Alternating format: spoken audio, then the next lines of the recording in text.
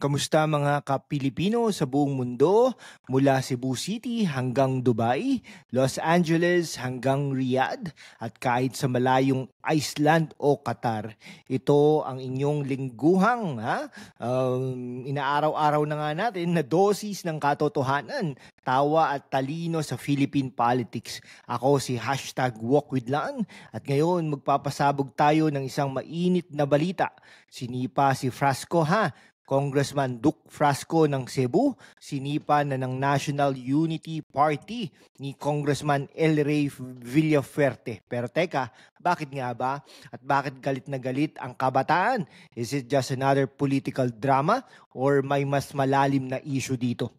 Kung ikaw ay OFW sa Singapore, nagtatrabaho sa Sydney o estudyante sa Toronto, this episode is for you. Bukas ang komento natin sa lahat ng nasa US, Canada, UAE, Hong Kong, Japan at kahit saan pa.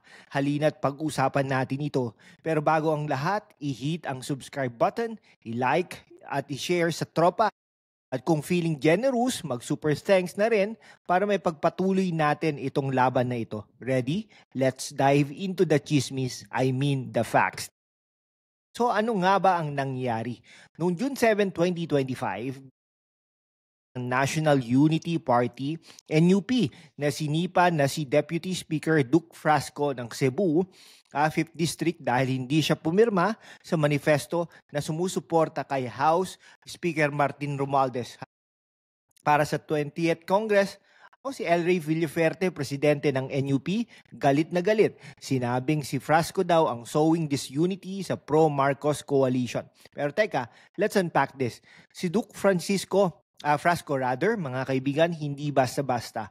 Siya ang asawa ni Tourism Secretary Cristina Garcia Frasco at anak ni outgoing Cebu Governor Gwendolyn Garcia. Political dynasty? Check. Pero bakit niya iniwan si Romualdez sa ere? Sa kanyang statement noong June 9, sinabi ni Frasco na gusto niya ng leader na nagkakaisa, hindi naghahati-hati. Sabi niya, pagod na ang publiko sa politikang puro personal na interes at awayan. Pero heto ang kabilang side. Villafuerte na parang guard dog ni Romualdez, sinabing si Frasco pa ang may ganang maghasik ng gulo. Pa nga, sinusubukan daw ni Frasco na i-pressure si Romualdez para mapanatili ang kanyang posisyon bilang Deputy Speaker. Ang tanong, totoo ba ito o political mudslinging lang? Isipin mo ikaw si Frasco, nasa Cebu, tapat sa constituents mo biglang may manifesto na ipapapirma sa iyo 2 days after ng 2025 elections. Parang high school lang, di ba? Pumirma ka bro o lagot ka. Pero si Frasco sabi niya, pas muna pare, gusto ko ang tunay na pagbabago. Kaya naman sinipa siya ng NUP. Parang telenovela, pero mas magulo. Speaking of telenovela, parang si Villafuerte, yung kontrabida na may dalang dramatic background music kapag nagsasalita. You betrayed the coalition. Pero si Frasco naman parang underdog na bayani o baka naman may sarili siyang agenda. Let's dig deeper. Bakit mahalaga ang laban ni Frasco? Una, let's talk about Cebu. Ang 5th District kasama ang Liloan at Compostela ay political stronghold ng Garcia family ni Frasco. Pero noong 2025 elections, natalo si Governor Gwen Garcia na in-endorse pa ni President Marcos. Ang tanong, may kinalaman ba ang impeachment complaint ni Frasco laban kay Vice President Sara Duterte sa kanyang expulsion? Si Frasco bilang Deputy Speaker, malaki ang impluwensya niya pero ang desisyon niyang hindi suportahan si Romualdez ay parang pagsalungat sa buong makinarya ng administrasyon. Sabi ng NUP, untenable na ang membership niya dahil sa kanyang unilateral decision. Pero para sa kabataan at maraming OFWs, si Frasco ang boses ng mga gustong-gusto ng pagbabago sa politika. Sa X, maraming kabataan ang nagsabing sawa na sa paulit-ulit na drama sa Kongreso. Sa US, Canada at Australia, kapag may ganitong political fallout, it's all over the news, CNN, BBC, you name it. Pero sa Pinas, parang laging teleserye. Ang kaibahan, si Frasco ang nagsalita para sa mga Pilipino na pagod na sa awayan. Pero is he a hero or just playing his own game? Let's analyze. Ang issue dito ay hindi lang personal. It's about power dynamics sa House. Si Romualdez malakas ang kapit kay President Marcos. Pero ang hindi pagsuporta ni Frasco ay senyales na may crack sa supermajority coalition. Anong epekto nito sa 20th Congress? Posibleng mahirapan ng administrasyon na ipasa mga priority bills kung magpapatuloy ang ganitong sistema.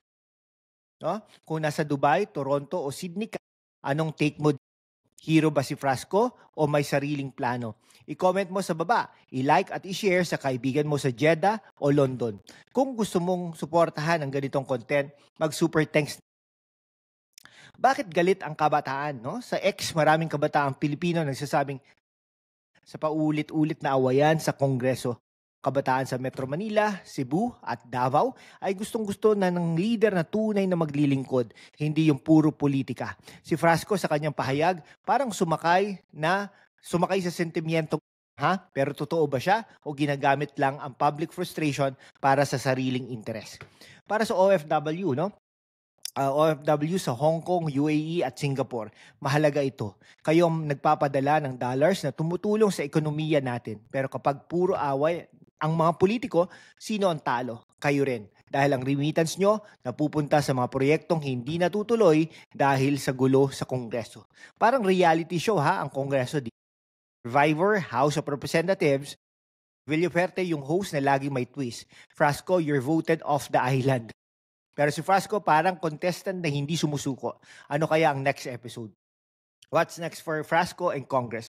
Ano na mangyayari kay Frasco? Posibleng alsabalutan na siya sa 20th Congress o kaya humanap na ng bagong partido. Pero ang mas malaking tanong, paano na ang Marcos agenda?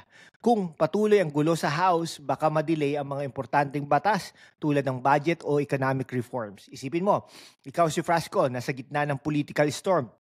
Sa isang banda, ang constituents mo sa Cebu, mula Lapu-Lapu hanggang Mandaue, naghihintay ng pagbabago. Sa kabilang banda, ang NUP at Romualdez, parang mga boss na galit kapag hindi mo sinunod ang utos. Ano ang gagawin mo? Kung si Frasco ang nasa Pinoy Big Brother, sigurado siya yung housemate na laging nasa nomination night, pero laging naliligtas ng boto at publiko, no? Ng publiko. Pero sa totoong buhay, kaya ba niyang manalo sa puso ng mga Pilipino? Mga kaibigan, sa Makati, Abu Dhabi at New York, ano ang next move ni Frasco? Mag-comment kayo sa baba. I-share sa grupo nyo sa Viber at kung gusto nyo ng mas maraming ganitong analysis, i-hit ang subscribe at mag-super thanks please. Mga kaibigan, mula sa Quezon City hanggang Doha, malinaw ng politika sa Pinas ay parang roller coaster. Nakakakilig pero nakakahilo rin, no? Si Duke Frasco, hero ba o oportunista? Si Villaferte, protector ba ng koalisyon o bully ng Kongreso? Ang sagot, nasa atin. Sa mga botante sa kabataan at sa mga OFW, na kayo ang tunay na lakas ng bayan. Kaya naman, i-like ang video na ito, i-share sa mga kaibigan mo sa San Francisco, Toronto at Dubai. At i-subscribe ang channel para sa mas maraming ganitong kwento. Kung gusto mong suportahan ang aming pagsisikap, mag-super thanks na kahit maliit, malaking tulong yan. Salamat sa inyong lahat at hanggang sa susunod na episode, mabuhay kayo.